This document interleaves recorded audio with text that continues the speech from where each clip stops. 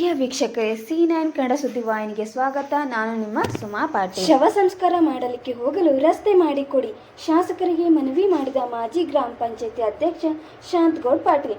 ತಾಳಿಕೋಟೆ ತಾಲೂಕಿನ ಬಾವೂರು ಗ್ರಾಮದ ಎಲ್ಲ ಧರ್ಮದ ಜನರ ಸಂಕಷ್ಟ ಏನೆಂದರೆ, ಯಾರಾದರೂ ಮರಣ ಹೊಂದಿದ್ದರೆ ಶವ ಸಂಸ್ಕಾರ ಮಾಡಲಿಕ್ಕೆ ಹೋಗಲು ಸೊಗಲಿ ಹಳ್ಳ ಅಡ್ಡ ಇರುವುದರಿಂದ ನೀರಿನಲ್ಲಿ ಹೋಗಲು ಹೇಗೆ ಸಾಧ್ಯ ಎಂದು ತಮ್ಮ ಅಳಲನ್ನು ವರದಿಗಾರರಿಗೆ ತೋಡಿಕೊಂಡರು.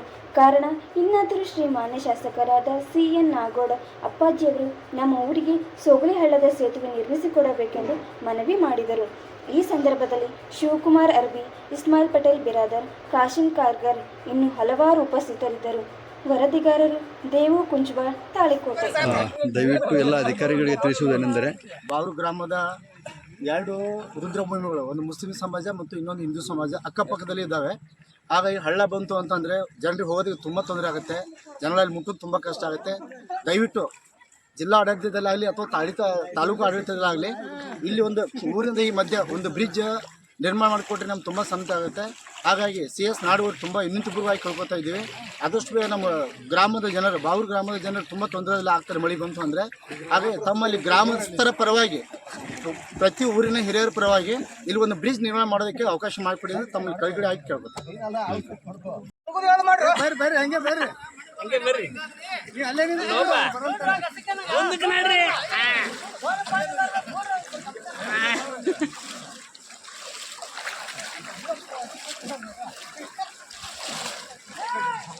ದಂಡಿಗೆ ನಡೆದ ಒಬ್ಬರು ಮಾತಾಡೋರು ಬಂದು ಮುಂದೆ ಮಾತಾಡೋದು ನೋಡ್ರಿ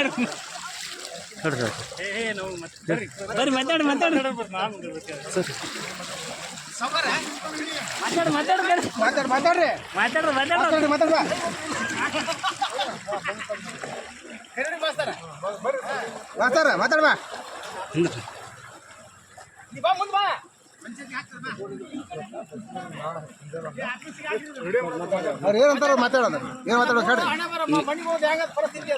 ನಿಮ್ಮೂರು ಸಮಸ್ಯೆ ಏನೈತೆ?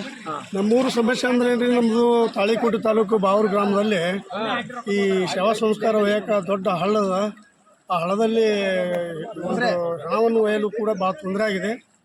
ಆದ ಕಾರಣ ದಯವಿಟ್ಟು ಈ ಒಂದು ರಸ್ತೆಗಳನ್ನು ದುರಸ್ತಿ ಮಾಡಿಕೊಡ್ಬೇಕಾಗಿ ತಮ್ಮಲ್ಲಿ ವಿನಂತಿಸುತ್ತೇವೆ.